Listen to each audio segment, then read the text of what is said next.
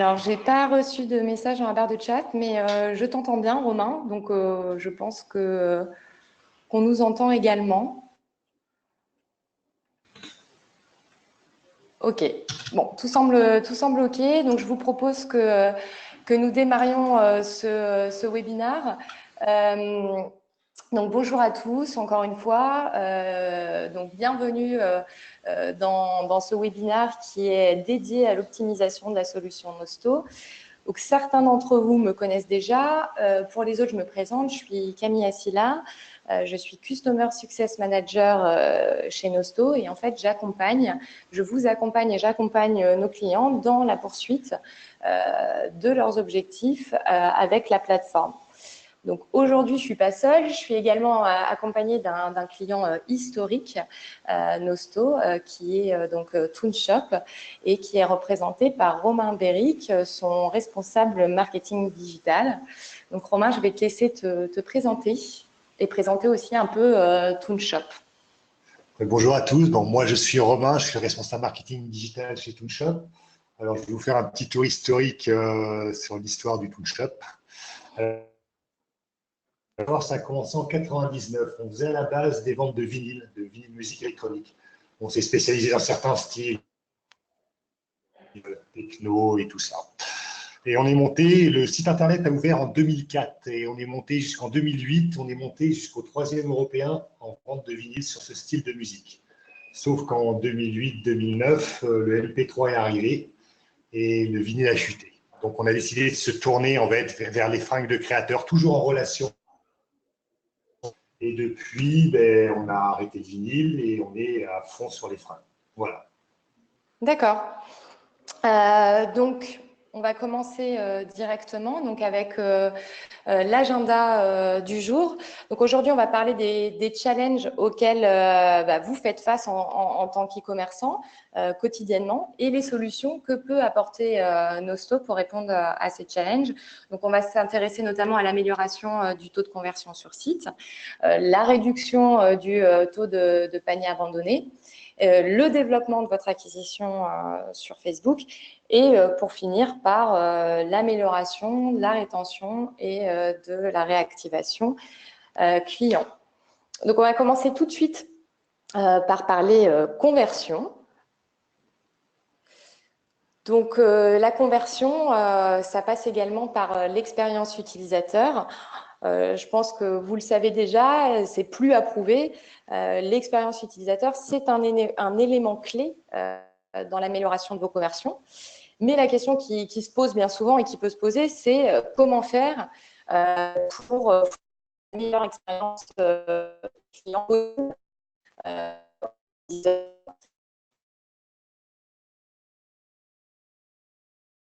en termes de design, en termes d'ergonomie, mais ça passera également par la personnalisation d'expérience client.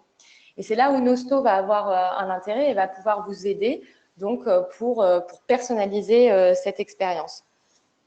Donc, on va se concentrer d'abord sur la page d'accueil en prenant exemple sur ToonShop. En fait, cette page d'accueil, elle peut constituer souvent la page d'entrée de votre site. Donc, elle doit pouvoir s'adapter à deux types de visiteurs, donc les nouveaux visiteurs, mais les visiteurs aussi qui reviennent souvent sur votre site. Donc, je vais vous montrer, on va aller directement sur le site de ToonShop. Donc là, par exemple, je suis de retour, je suis client de ToonShop, je vais souvent sur le site, je vais voir des catégories, j'achète des produits, voilà, il y a un historique pour moi, Camille. Et donc, quand je reviens sur le site, on va pouvoir me montrer donc un bloc de recommandations produits qui est personnalisé en fonction de moi en tant qu'individu.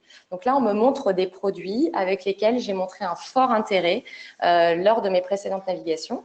Donc, je suis tout de suite, si vous voulez, réengagée dans la navigation du catalogue. Donc là, on me dit, ils t'ont tapé dans l'œil, je comprends tout de suite que c'est des produits qui me sont destinés.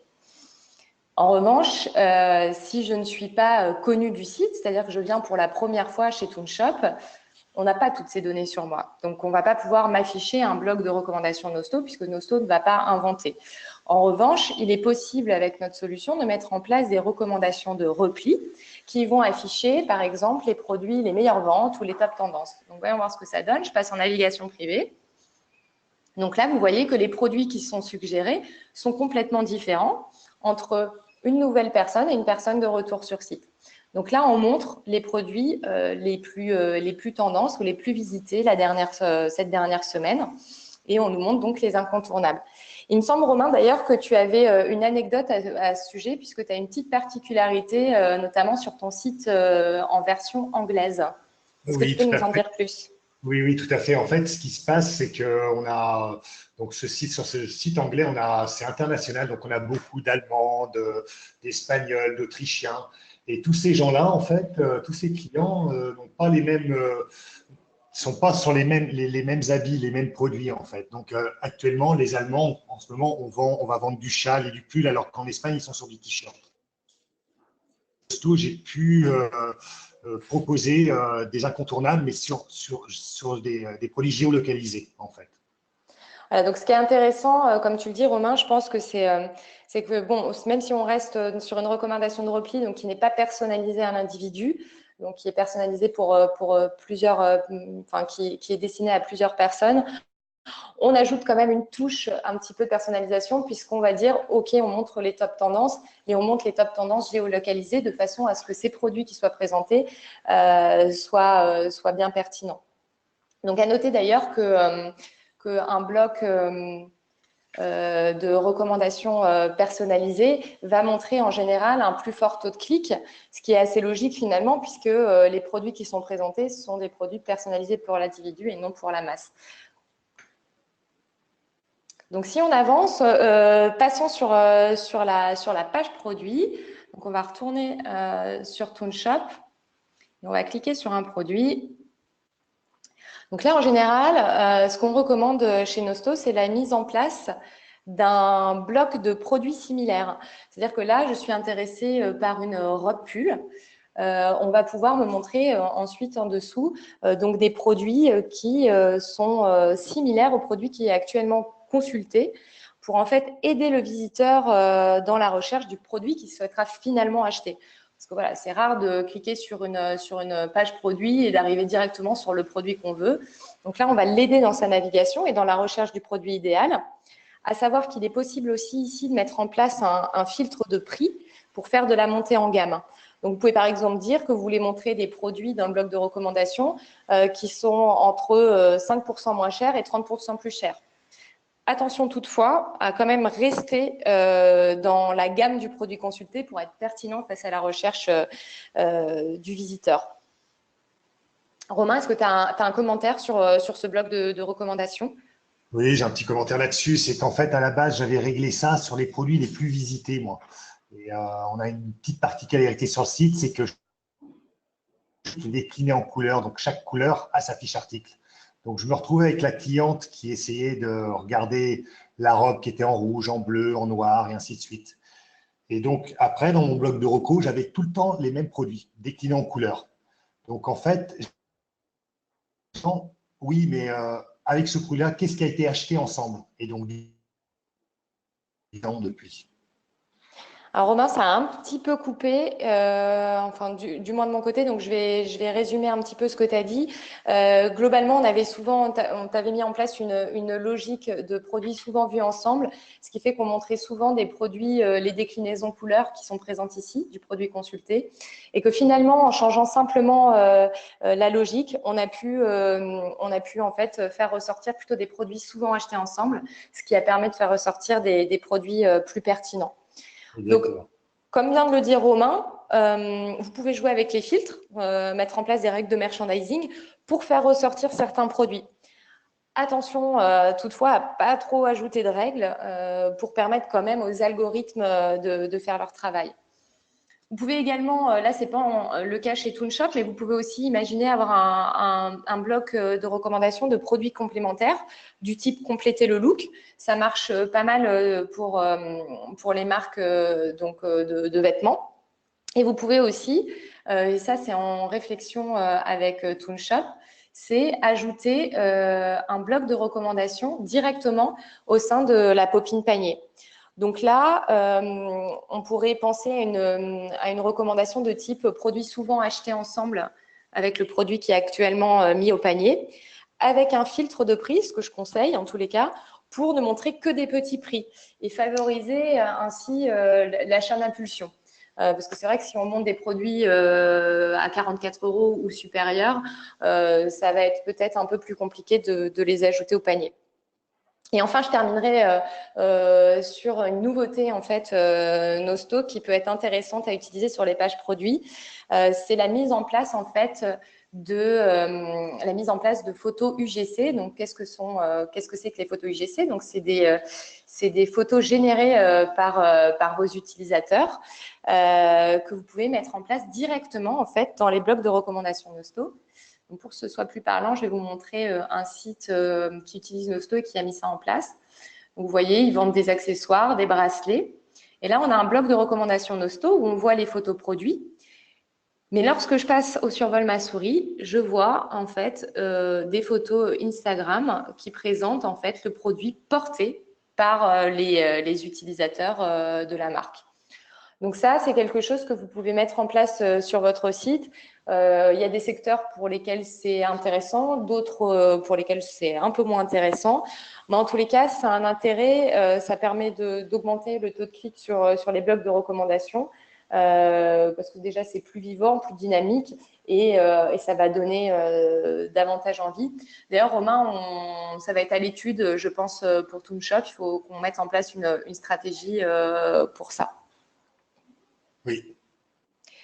Alors, poursuivons. Donc, on passe sur la page panier. On va continuer en live. Donc là, je vais aller voir mon panier. Donc, la page panier, c'est une page qui est cruciale, on le sait, hein, dans laquelle on ne peut pas perturber l'acte d'achat. Mais il est quand même possible d'ajouter un bloc de recommandation, comme l'a fait en fait ToonShop.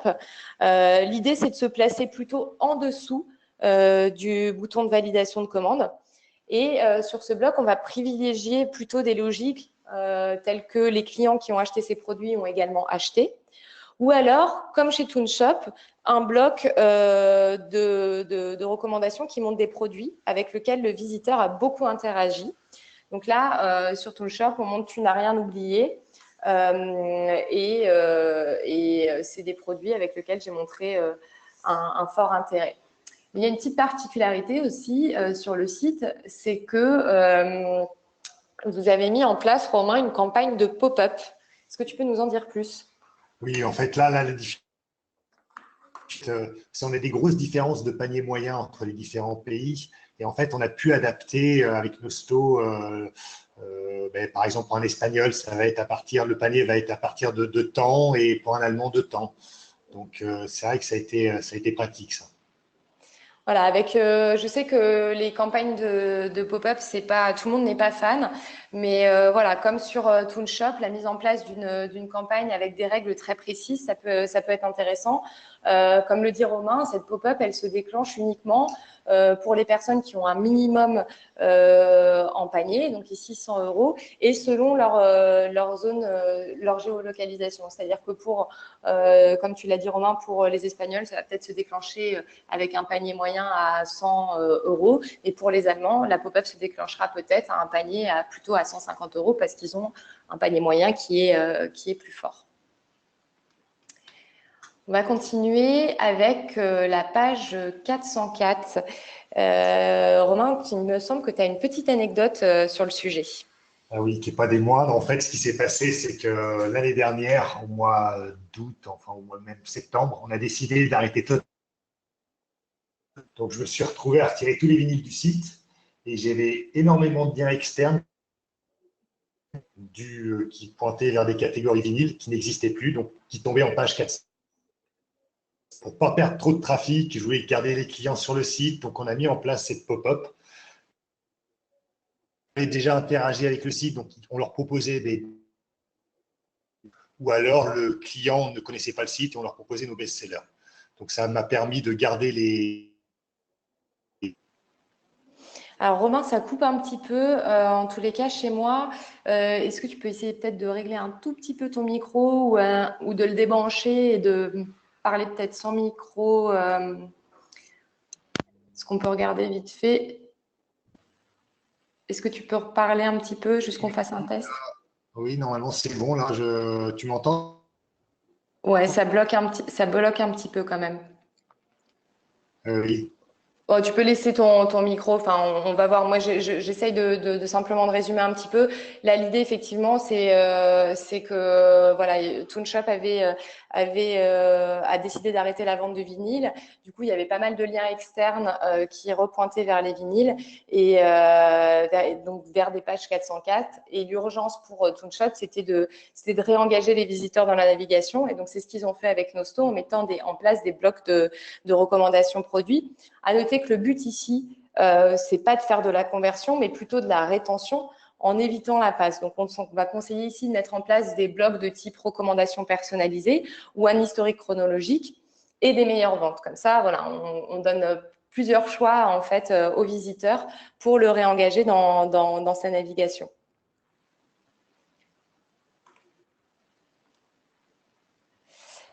Alors passons du coup à la conversion des nouveaux visiteurs. Avec Nosto, vous avez la possibilité en fait de lancer des campagnes de pop-up.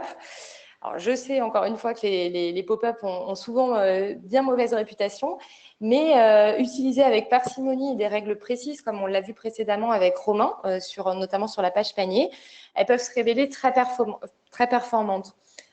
Romain, est-ce que tu veux nous parler de cette campagne que tu as mis en place à destination des nouveaux visiteurs? Alors oui, effectivement, cette pop-up, en fait, ça a rempli un double objectif chez moi, en fait. Alors déjà, et d'une, on voulait représenter la réduction de 5% sur la première commande. Et c'est surtout, ça m'a permis de gonfler, en fait, ma liste d'emailing. Donc ça a bien fonctionné. Alors, c'est pas quelque chose que je mets tout le temps, quoi, mais je fais, par exemple, ça sur une période de 3 4 mois. Et ça m'a permis de gonfler bien ma liste d'emailing. Ouais. Et je pense que voilà, les performances étaient très bonnes. Le panier moyen des clients qui ont interagi avec la pop-up et qui ont finalement dévoilé le coupon était 1,5 fois supérieur aux clients qui n'ont pas été exposés à la pop-up. Donc, on était très contents avec Romain des résultats de cette campagne-là. Donc, pour conclure sur la partie conversion, on a isolé en fait deux groupes de visiteurs sur Toonshop, l'un ayant interagi avec les recommandations Nosto et l'autre non. Et on a constaté en fait que le taux de conversion des clients ayant interagi avec les recommandations Nosto, il était 3 fois supérieur à ceux qui n'avaient pas interagi avec Nosto. Donc, Romain, peut-être pour conclure sur cette partie, est-ce que tu as un conseil ou une astuce à donner? Ben, l'astuce, c'est surtout que j'aime bien, en fait, c'est à quel bloc il a à faire. En fait, le wording est très important. Par exemple, nous, on est beaucoup sur le tutoiement avec des petits smileys sur X clin d'œil. On s'adresse à un public jeune, donc c'est important de garder cet esprit tout le temps. Et par exemple, on prend l'exemple du panier, où on a as-tu oublié quelque chose? Donc le client comprend bien que c'est quelque chose qu'il a oublié quelque chose dans son panier, donc il va renaviguer comme ça. Voilà. Oui, je suis assez d'accord avec ça. Le travail des titres est très important et parfois peut-être un peu négligé. Les titres vont refléter votre univers, comme le dit Romain, et donc votre univers, votre positionnement, et ils vont en même temps permettre de faire comprendre aux visiteurs pourquoi ces produits lui sont présentés. Et donc, encore une fois, d'avoir une navigation et d'avoir une expérience utilisateur la plus pertinente et la plus optimisée possible. Donc là, on va passer à un autre challenge, donc c'est de réduire son taux d'abandon panier. Donc avec Nosto, vous pouvez mettre aussi en place des campagnes d'email automatisées et notamment des campagnes de relance de panier abandonnés. Est-ce que Romain, tu peux nous parler de la campagne que tu as mis en place? Alors oui, effectivement, là, avant Nosto, on avait des relances panier qui étaient réglées sur les 12 heures, voire 24 heures. Et j'avais un taux de conversion et un taux d'ouverture qui était très faible. Alors depuis, avec Nosto, ça a bien changé. Donc maintenant, je le fais toutes les 30 minutes, en fait, à la dernière action du client. Au bout de 30 minutes, ça envoie un email. Et pareil, dans cet email-là, donc je lui mets ce qu'il a oublié dans son panier, mais je lui mets aussi des produits en corrélation avec ce qu'il a vu ou ce qu'il a eu dans son panier. Donc, c'est important aussi encore de personnaliser, toujours personnaliser l'expérience client. Et j'ajouterais que vous pouvez avoir une seconde campagne à plus 48 heures si vous le souhaitez, dans laquelle vous pouvez ajouter un code promo pour finir de convaincre, on va dire, les clients qui sont les plus réticents. Donc là, c'est pareil, c'est une campagne très intéressante pour Toonshop, avec une valeur moyenne par email sur le premier trimestre 2018 à 1,36 euros. Donc quelque chose qui n'est pas en place chez Toonshop, mais qui est intéressant, notamment pour maximiser donc, les performances des campagnes de relance de panier abandonné qu'on vient de voir, c'est de mettre en place des pop-up de relance de panier abandonné. Donc ces pop-up-là, en fait, elles visent à récupérer les adresses email des personnes non identifiées qui s'apprêtent à quitter le site avec des produits en panier. Donc, toutes ces adresses que vous allez récupérer, elles vont venir nourrir votre campagne de relance de panier abandonné.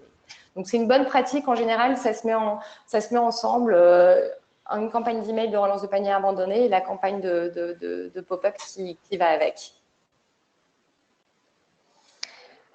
Passons au Facebook Ads. Nosto vous permet de lancer des campagnes de reciblage très facilement. Est-ce que, Romain, tu peux nous parler peut-être de ton expérience avec les campagnes de reciblage de paniers abandonnés? Oui, alors le reciblage des paniers abandonnés, c'est vrai que on a un très beau taux de conversion là-dessus. On a des bons ROI. Et en fait, ce qui s'est passé, c'est qu'en juillet 2017, nous avons fait de l'acquisition sur différents pays. En fait, j'ai pris les pays qui fonctionnaient le mieux sur le site. Et derrière, nous avons mis en place les relances de paniers abandonnés. Alors, en juillet, ça nous a permis de monter le CA à plus de 100% en fait.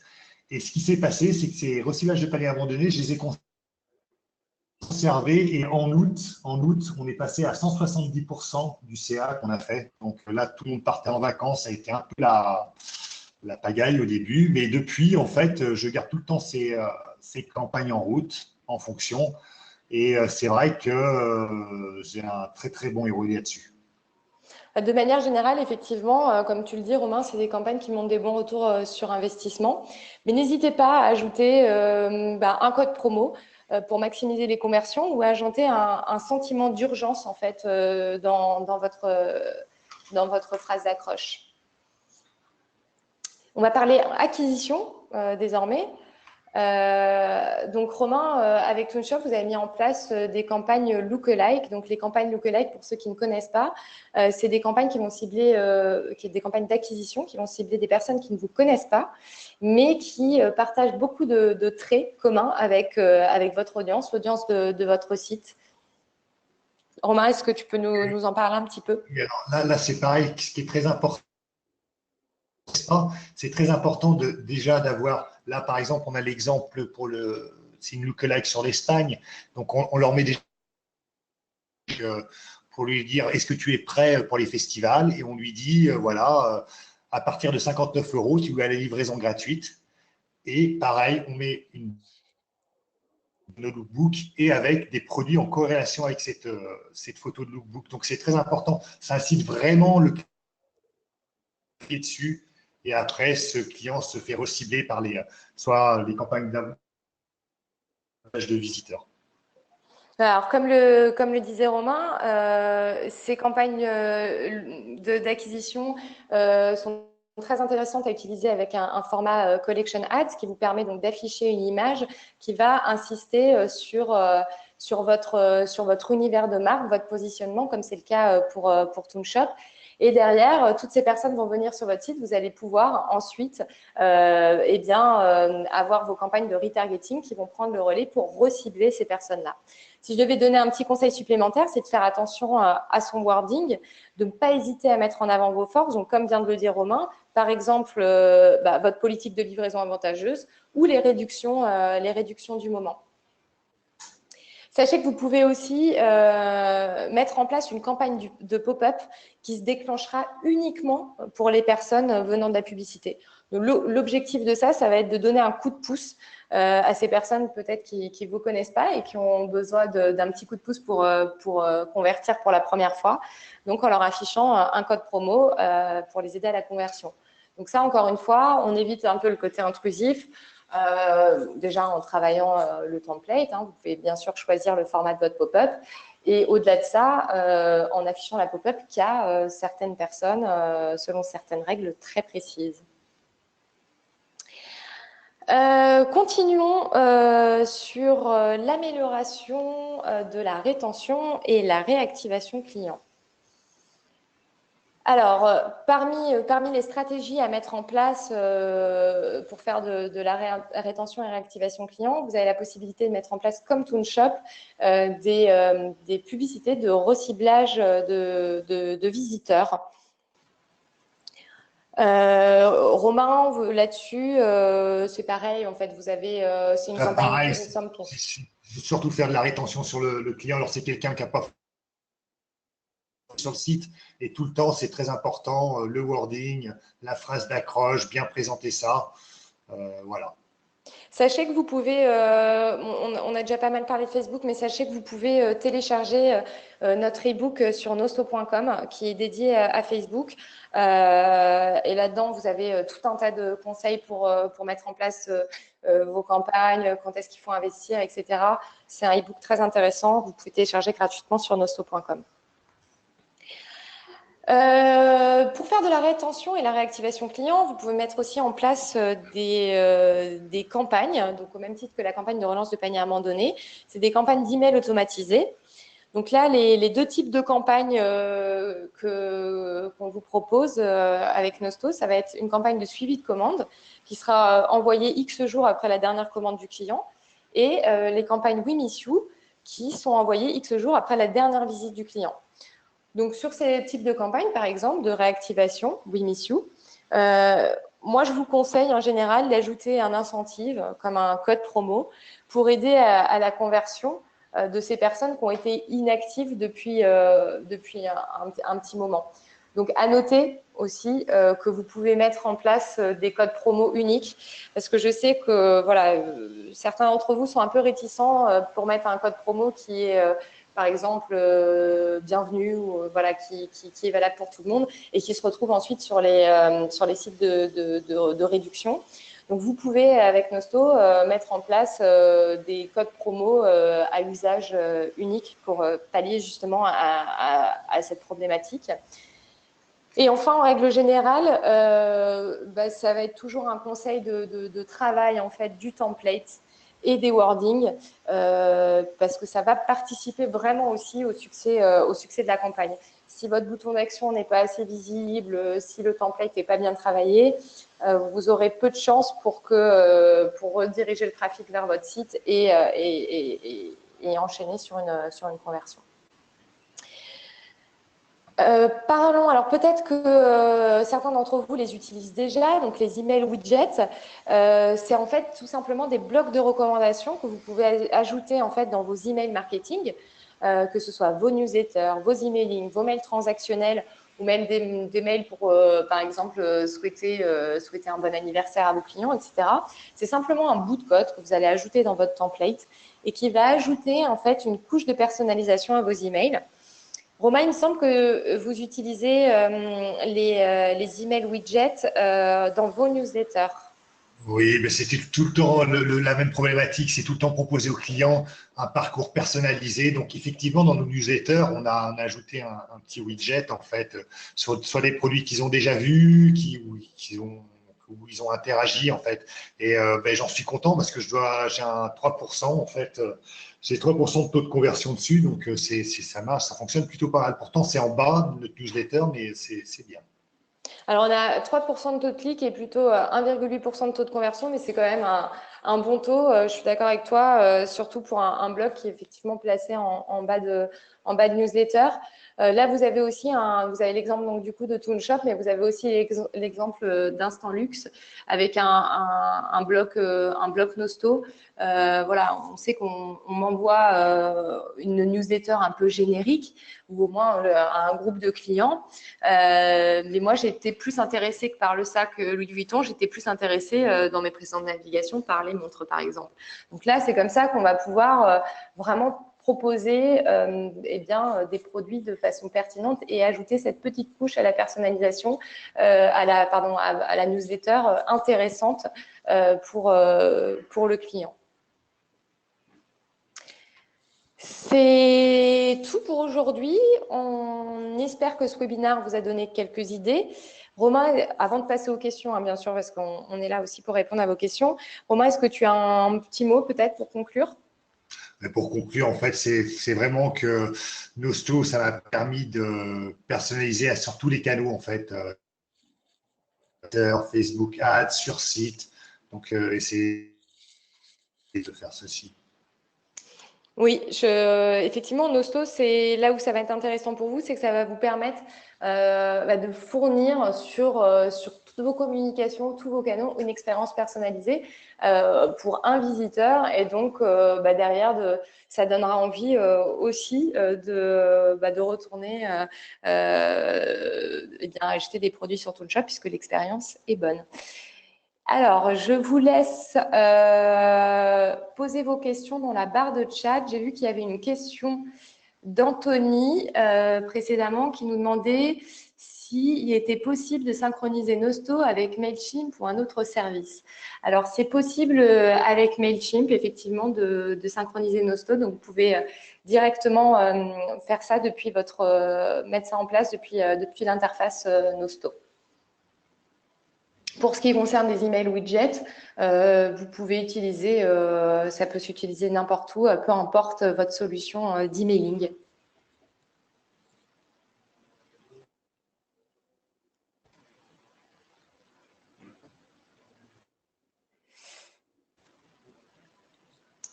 Alors, pour le moment, je n'ai pas d'autres questions. N'hésitez pas, si vous avez des questions. On a un petit peu de temps avec Romain pour y répondre.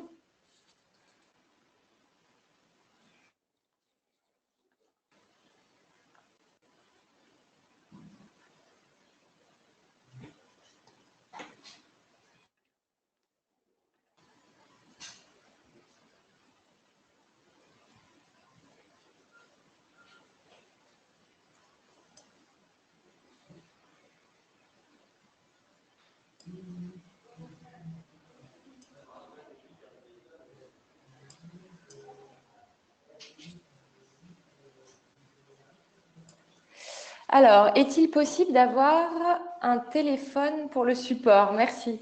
Alors, il n'y a pas de téléphone pour le support. Par contre, vous pouvez effectivement contacter directement via la bulle de chat qui est disponible dans l'interface ou également depuis l'adresse support@nosto.com. Mais la question d'Univeco, j'ai bien reçu votre mail et je reviens vers vous très rapidement. Anthony, la partie email automatisé, automation. La partie email automatisé égale automation. Exactement, pardon, je n'avais pas compris la question. Possible de gérer ces newsletters en WYSIWYG. Alors, ce que vous pouvez faire, Anthony, c'est effectivement de créer votre widget, donc votre bloc de recommandation directement depuis l'interface Nosto. Ce bloc de recommandation, vous allez créer, on va dire, le design directement dans l'interface, une sorte de WYSIWYG, et vous allez ensuite pouvoir copier. Ça va vous générer en fait un code HTML que vous pourrez copier et coller directement dans votre template de newsletter. Alors, si par contre on parle des emails automatisés et donc du design des emails automatisés, effectivement, depuis Nosto, vous avez la possibilité, sans avoir à aller mettre les mains dans l'HTML ou CSS, vous avez la possibilité, effectivement, depuis l'interface, de mettre en place vos images, de gérer les couleurs, de gérer les polices, etc. Donc, c'est assez facile en termes de mise en place de design. Lorsqu'on reste dans quelque chose d'assez classique. Après, effectivement, pour tout ce qui va être design très spécifique ou poussé, Là, il faudra peut-être effectivement intervenir sur l'HTML et le CSS.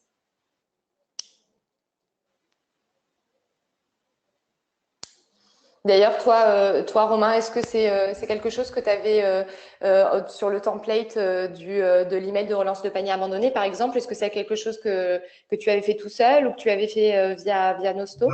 Aucune notion HTML. On l'a fait avec Nosto, en fait, en utilisant. On n'a pas fait du tout d'HTML Donc, tu as utilisé directement l'interface. directement. D'accord. Eh bien, écoutez, si vous n'avez pas d'autres questions, eh bien, on va pouvoir terminer ce webinaire. N'hésitez pas, en tous les cas, si des questions vous reviennent, à envoyer un mail à france@nosto.com et on se fera un plaisir de vous y répondre. Et vous recevrez également le replay par mail très prochainement. Romain, je te remercie. Ben, merci, de Merci rien. merci à tous d'avoir participé à ce webinaire. Excellente journée.